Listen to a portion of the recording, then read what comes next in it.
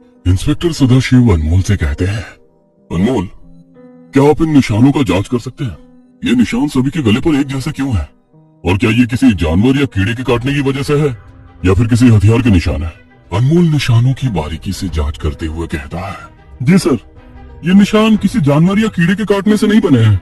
ये किसी नुकीले हथियार के किए गए घाव हैं। इन्हें देखकर ऐसा लगता है कि जैसे एक ही जगह पर बहुत छोटी छोटी कई सुइयां चुभोई गई हो। तो इसका मतलब है कि हत्यारे ने इन सभी को मारने के लिए बड़े ही अजीब हथियार का इस्तेमाल किया है। हो सकता है शायद इसमें जहर हो। हमें इनकी फॉरेंसिक जांच करवानी होगी। हाँ सर। इन लाशों के पास से मिले हथियारों के बारे में आप कुछ बताना चाहेंगे? सर, ये हथियार हमारे ही हैं। हमने अपनी सुरक्षा के लिए इन्हें रखा था। इनकी लाइसेंस है हमारे पास। बड़ी अजीब बात है। हत्यारे ने ना तो किसी सामान को हाथ लगाया और ना ही इन हथियारों को अपने साथ ले गया। ये जो भी है बहुत ही शातिर है। हमें इस हत्यारे को जल्द से जल्द पकड़ना होगा। गांव में हो रही इन हत्याओं की वजह से लोगों के बीच डर गहरा हो चुका था। गांव में कई हफ्तों की शांति के बाद कल रात रिसर्च टीम के लोगों की अंधी हत्या ने एक बार फिर आतंक के माहौल को जिंदा कर दिया था।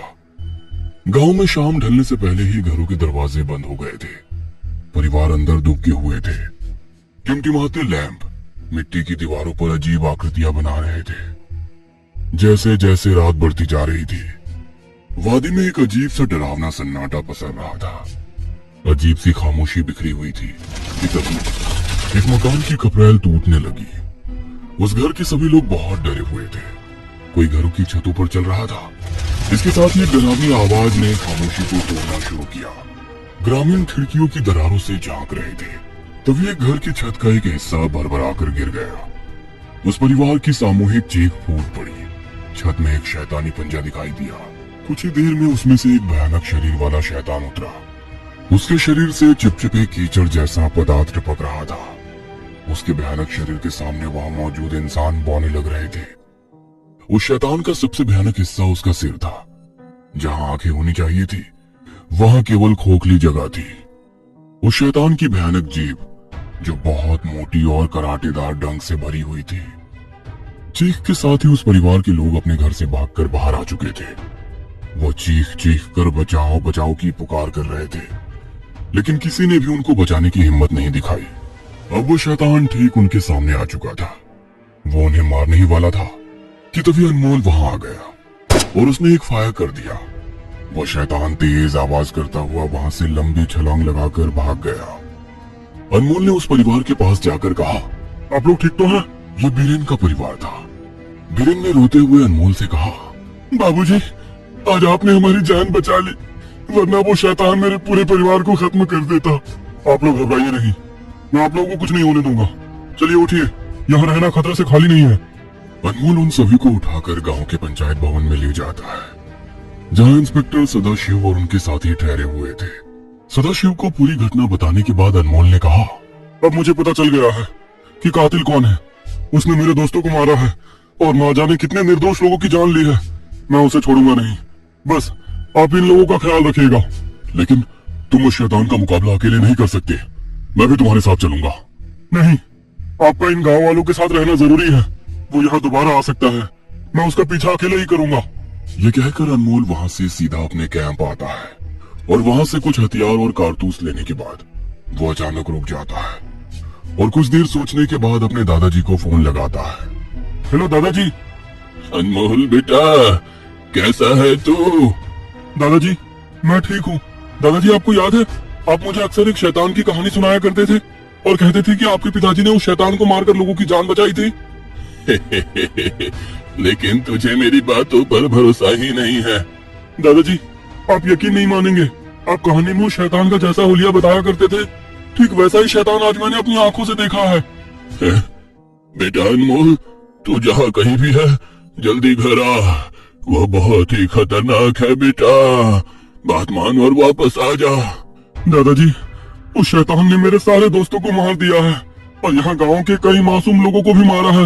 मैं उसे खत्म किए बिना वापस नहीं आऊंगा। बस आप मुझे ये बताइए कि उस शैतान को खत्म कैसे किया जा सकता है। दादाजी और अनमोल के बीच बहुत देर तक बातचीत चलती रही। दादाजी ने अनमोल को मनाने की बहुत कोशिश की, लेकिन वो नहीं माना। ठीक है दादाजी, आप मुझे मत बताइए, मैं जाकर उस शैतान को खुद ही खत्म कर दूंगा।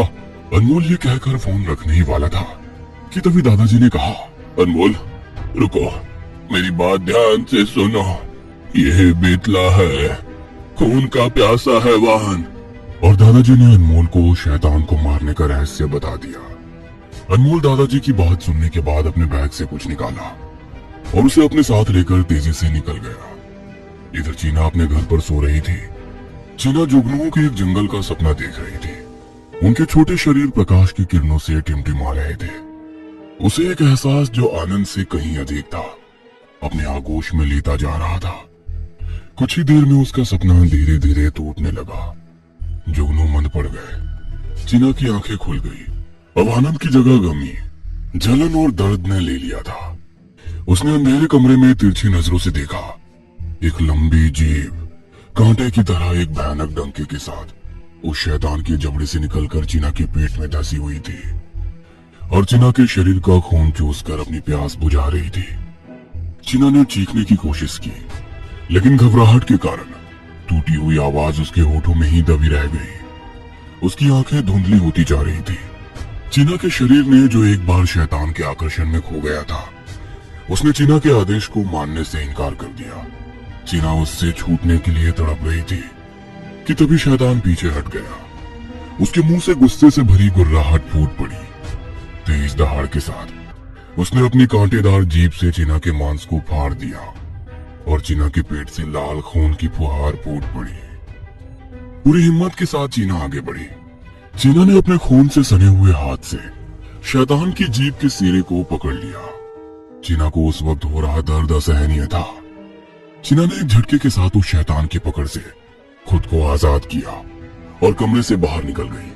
पीछे की ओर देखे बिना वो तेजी से दौड़ रही थी।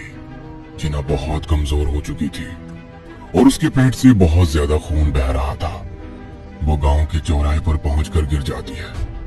उसके गिरने की आवाज गश्त में गूंज रहे इंस्पेक्टर सदाशिव सुन लेते हैं और वो चीना को देखकर उसके पास दौड़ कर आते हैं। कौन हो तुम? तुम्हारी ये हालत किसने की है? सदाशिव की किसी बात का चीना कोई जवाब नहीं दे रही थी। तभी अचानक सदाशिव की नजर चीना के पैर पर पड़ती है। चीना के पैर पर ठीक उसी तरह की पायल थी जैसी पीटर की मौत के बाद उस तालाब के किनारे उन्हें मिली थी। सदाशिव ने तुरंत चीना के पेट से वो बह रहे खून को बंद करने के लिए कपड़े से घाव को बंद किया और चीना के सिर को अपनी गोद में रखा। लेकिन तभी चीना जोर से चीखी, तुम घबराओ नहीं, मैं तुम्हें अभी हॉस्पिटल लेकर चलता हूँ। चीना के पेट से खून लगातार रिस रहा था। सदाशिव ने अपने एक सिपाही से कहा, जल्दी गाड़ी निकालो, हमें इसे लेकर अभी हॉस्पिटल जाना होगा। जीप में चीना को लेकर सदाशिव हॉस्पिटल की ओर चले जाते हैं। सदाशिव चीना के पास ही बैठे थे। चीना बार बार उनसे उस शैतान को मारने के लिए कह रही थी। सदाशिव ने चीना से पूछा, चीना ये हालत तुम्हारी किसने की है? चीना ने दर्द से कराते हुए कहा, सर ये मुझे मेरे पापों की सजा मिली है। मैंने अपने स्वार्थ के कारण कई मासूम लोगों की जिंदगी छीन ली। उन्हीं पापों की सजा मुझे मिल रही है। कैसा पाप? सर मेरी माँ को कैंसर है। मैं अपनी माँ को तड़पता हुआ नहीं देख पा रही थी। सर आज से करीब 2 साल पहले की बात है। मैं जंगल में माँ के लिए जड़ी बूटियां ढूंढ रही थी कि तभी मुझे एक अजीब सा जानवर मिला। मैं उसे घर लेकर आ गई।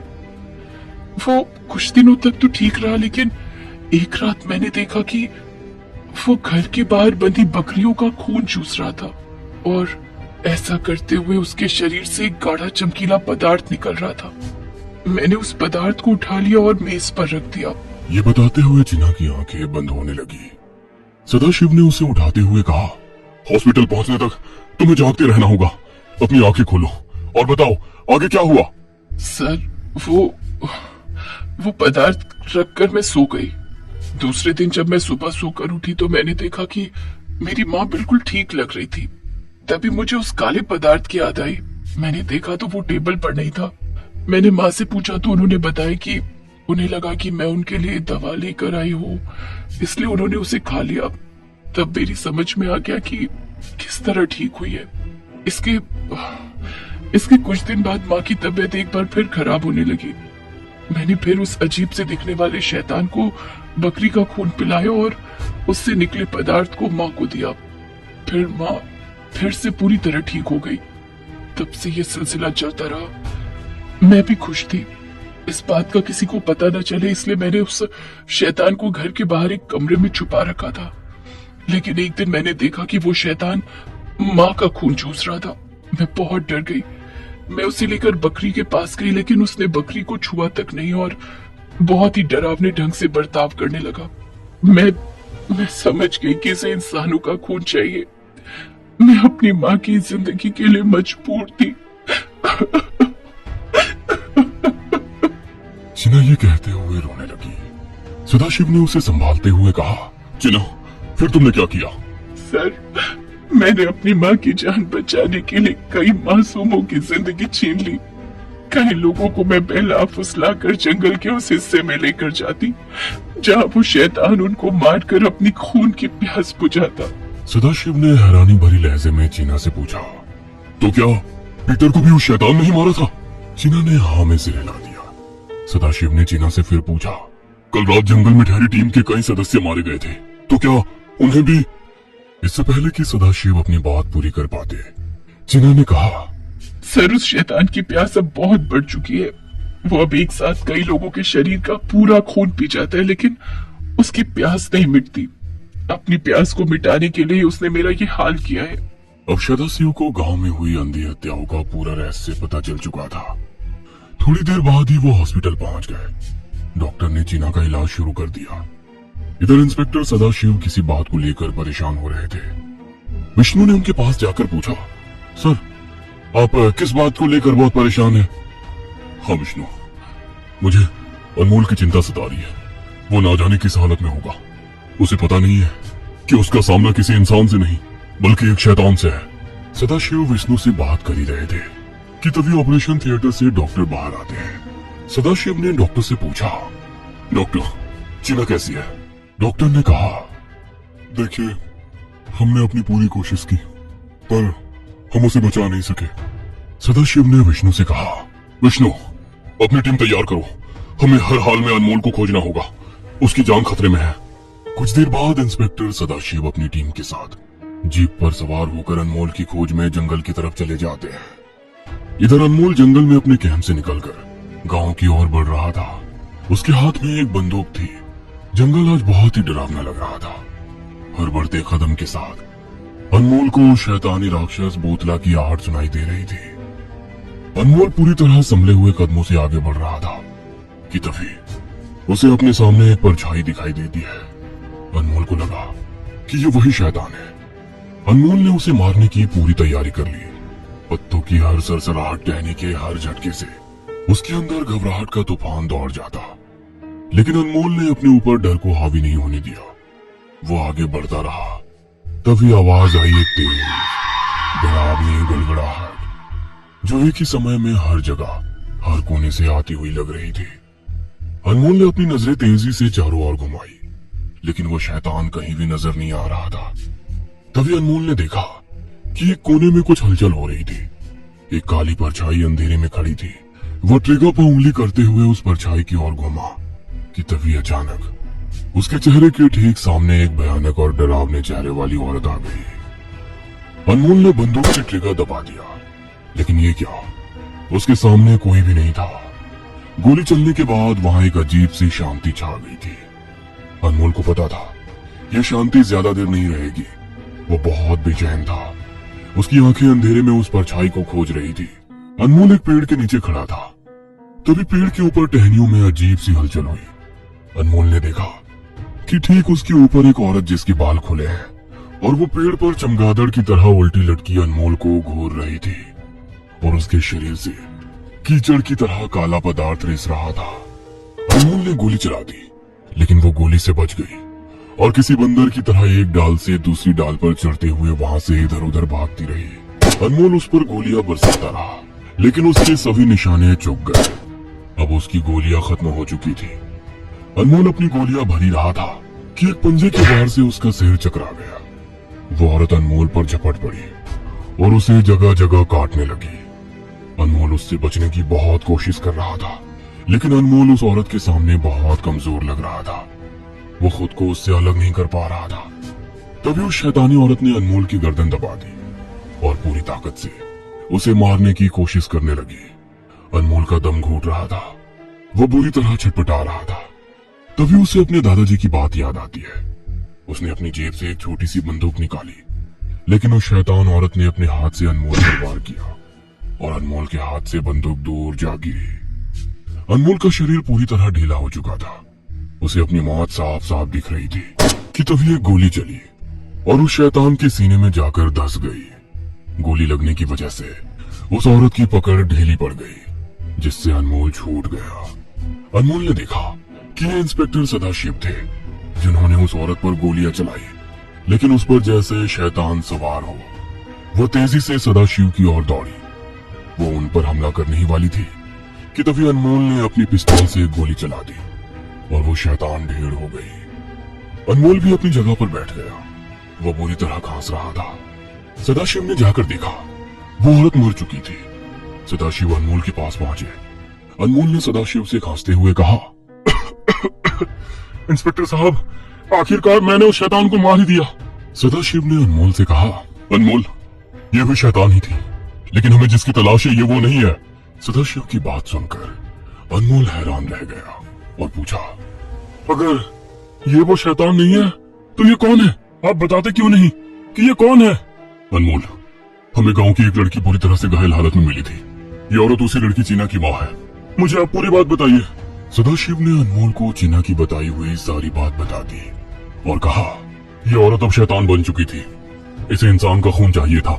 चीना ने बताया था कि उसकी माँ ने ही उसके पिता को मार दिया है और उसका खून पी लिया। इसका मतलब वो शैतान बेतला अभी भी जिंदा है। अनमोल के मुंह से ये नाम सुनकर सभी हैरान हो जाते हैं। सदाशिव ने अनमोल से पूछा, शैतान बेतला, ये कौन है और क्या तुम उसे जानते हो? अनमोल खड़ा हुआ और बोला, ये कोई साधारण राक्षस नहीं है सर। ये पाताल के दानव ध्रुवमलय की संतान है। कैसा दानव? हमारे प्राचीन ग्रंथों में बताया गया है कि एक बार पाताल के शैतान ने अपने बच्चों को जन्म दिया था, लेकिन वो उसकी जान नहीं बचा सका। उसने अपनी मौत से पहले अपने अंडों को धरती पर कई जगह छुपा दिया। कहा जाता है कि अगर अमावस्या की रात शैतान के उन अंडों पर खून लग जाए तो उसके बच्चे अपने अंडों से बाहर निकल आते हैं। शैतान के इन्हीं बच्चों को बेतला कहा जाता है। ये दरिंदे खून के प्यासे होते हैं। ये अमावस्या की रात तक ही अपना शिकार करते हैं और अपनी खूनी प्यास बुझाते हैं। लेकिन इस शैतान को हम खत्म कैसे कर सकते हैं? मुझे लगा ये औरत वही शैतान है, इसीलिए मैंने शैतान को मारने वाली उस कारतूस को खत्म कर दिया जिससे मेरे पूर्वजों ने उस शैतान को मारा था। तो अब हम उसे कैसे मार पाएंगे? उसे मारने का एक तरीका भी है, बस हमें उसे आज की रात ही ढूंढकर खत्म करना होगा, वरना कल अमावस्या की रात उसकी शक्तियां बढ़ जाएंगी और उसे खत्म करना मुश्किल हो जाएगा। तब तो हमें बिना देर किए उस शैतान को ढूंढना होगा। अनमोल के चेहरे पर चिंता झलक रही थी और उसने अपना बैग पकड़ लिया और कहा, हम यूं ही समय बर्बाद नहीं कर सकते। लेकिन अनमोल, इतने बड़े जंगल में हम उसे ढूंढेंगे कहाँ? हमें आसपास ऐसी जगह तलाश करनी होगी जो बहुत गहरी और एकांत हो। आज से कुछ साल पहले यहाँ कोयले की खुदाई होती थी, लेकिन कोयला खत्म होने की वजह से माइंस को बंद कर दिया गया। वो माइंस बहुत गहरी है और वो अब बंद भी है। हो ना हो वो शैतान अपने अगले शिकार तक वहीं छुप कर बैठेगा, इसलिए उस शैतान के वहां मिलने के ज्यादा चांस है। बिना देरी किए वो सब उस कोयले की बंद पड़ी माइंस की ओर चल पड़े। कुछ देर के बाद ही वो सब माइंस में पहुंच जाते हैं। अनमोल, ये माइंस तो बहुत बड़ी है और इसके अंदर जहरीली गैस होने का भी खतरा है और हमें इस माइंस का रास्ता भी नहीं मालूम। अगर हम अंदर अटक गए तो हमारी जान भी जा सकती है। लेकिन अनमोल के सिर पर तो जैसे वो शैतान को मारने का जुनून सवार था। उसने बिना देरी किए माइंस के दरवाजे को खोलना शुरू किया। माइंस का जंग लगा गेट उन सभी के धक्के से करा उठा। दरवाजा खुल गया। अजीब सी दम घोटू हवा का एक झोंका आया। उनके हाथ की मशालों की धीमी रोशनी मुश्किल से अंधेरे को भेद पा रही थी। अंदर पुरानी और बेजान लकड़ी की पटरियां, जिन पर कभी कोयले की गाड़ियां चलती थी, स्याह खाई में काफी गहराई तक फैली हुई थी। अचानक दूर से किसी हलचल की एक झलक ने अनमोल को चौकन्ना कर दिया। उसने सावधानी से इशारा करते हुए अपने पीछे चल रहे इंस्पेक्टर सदाशिव को कोहनी मारकर सतर्क रहने का इशारा किया। तभी पत्थर खुरचने की तीखी आवाज वहां गूंजने लगी। वो आवाज उन सभी के लिए असहनीय हो रही थी। वो आवाज तेज और नजदीक आती जा रही थी। थोड़ी ही देर के बाद उस आवाज के साथ अजीब सी गुर्राहट भी मिल गई। कई पुलिस वाले तो डर के मारे कांप रहे थे। वे सभी जैसे ही एक मोड़ पर पहुंचे, उनके सामने लंबे शरीर और विचित्र अंगों वाला शैतान खड़ा था। उसकी त्वचा हड्डियों के ऊपर चिपकी हुई थी और उसके चेहरे से बाहर एक लंबी जीभ किसी सूंड की तरह लटक रही थी। टपकते लार से भरे खुले हुए जबड़े में नुकीले दांत चमक रहे थे। कुछ पल तक तो वे एक दूसरे को देखते रहे। इससे पहले कि वो कुछ कर पाते, वो शैतान अंधेरे में कहीं गायब हो गया। अनमोल ने सदाशिव से कहा, यहाँ 2 रास्ते हैं, हमें अलग अलग दिशा में जाना होगा। मैं और आप बाईं ओर जाते हैं, बाकी सभी पुलिस वाले दाईं ओर जाएंगे। वो सभी अपनी दिशा में बढ़ चले। पुलिस कर्मियों ने अंधेरे में अपनी पिस्तौलें निकाल ली। कुछ दूर चलने पर ही पुलिस वालों के सामने वो शैतान आता है। उन्होंने उस पर फायर करना शुरू कर दिया, लेकिन गोलियां उस शैतान को छू भी नहीं पा रही थी। तभी उस राक्षस ने एक पुलिसकर्मी को खींच लिया और उसे अपने पैरों तले कुचल दिया। उसकी हड्डियां टूटने की आवाज सुनकर दूसरे पुलिस वाले डर कर इधर उधर भागने लगे। अब एक इंसान की चीख शांत हुई थी कि तभी राक्षस ने एक और पुलिस वाले को पकड़कर बड़ी ही आसानी से उसके अंगों को फाड़ डाला। शोर सुनकर सदाशिव और अनमोल भी वहां आ जाते हैं। वो देखते हैं शैतान ठीक उनके सामने मौजूद है और मौत बनकर उन सब पर टूट रहा है। सदाशिव ने अपनी पिस्तौल से कई राउंड फायर किया, लेकिन उस शैतान का कुछ नहीं बिगड़ा, बल्कि उसका गुस्सा और ज्यादा भड़क उठा। पुलिसकर्मी तितर बितर हो गए। उनकी गोलियों की आवाज गुफा की दीवारों से गूंज रही थी। अनमोल चिल्लाया। सदाशिव की घबराई हुई निगाहें अनमोल पर ठहरी। अनमोल ने कहा, मेरे पास एक तरकीब है। अनमोल जानता था कि ये एक जुआ है, लेकिन उस शैतान को मारने का ये आखिरी उपाय था। उसके हाथ पसीने से लथपथ थे।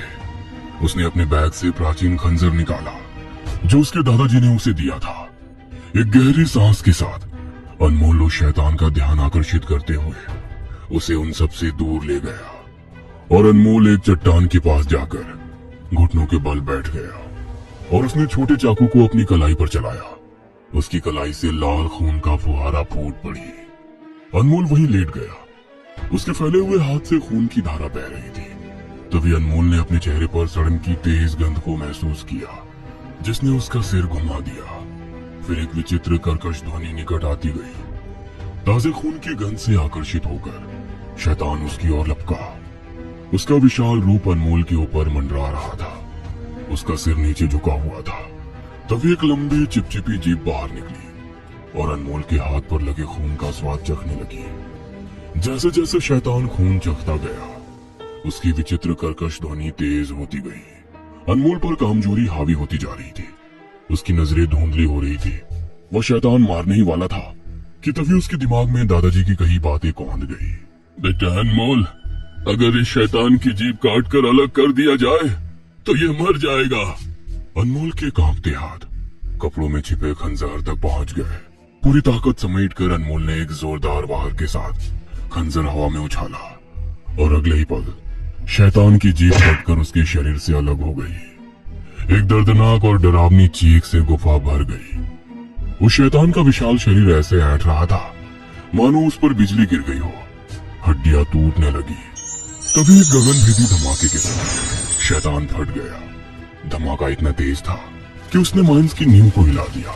उन सभी पर धूल और मलबा बरस गया। वहां पत्थर टूटकर गिरने लगे। सदाशिव ने देखा कि अनमोल वहीं लेटा हुआ है। उसके शरीर में किसी प्रकार की हलचल नहीं हो रही थी।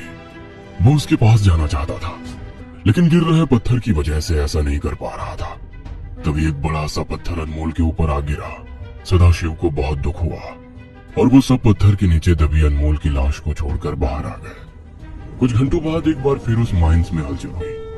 अनमोल के ऊपर गिरा हुआ पत्थर किसी फुटबॉल की तरह उछलकर दूर जा गिरा और अनमोल जो कुछ बदला हुआ नजर आ रहा था वो उठ खड़ा हुआ। आखिर इतने बड़े पत्थर के नीचे दबने के बाद भी अनमोल मरा क्यों नहीं, या फिर हकीकत कुछ और है? अब तक कहानी सुनने के लिए आपका धन्यवाद। ये कहानी का पूर्ण विराम नहीं है। आपका प्यार और स्नेह यूं ही मिलता रहे। जल्दी कहानी का अगला भाग आप तक पहुंचाऊंगा।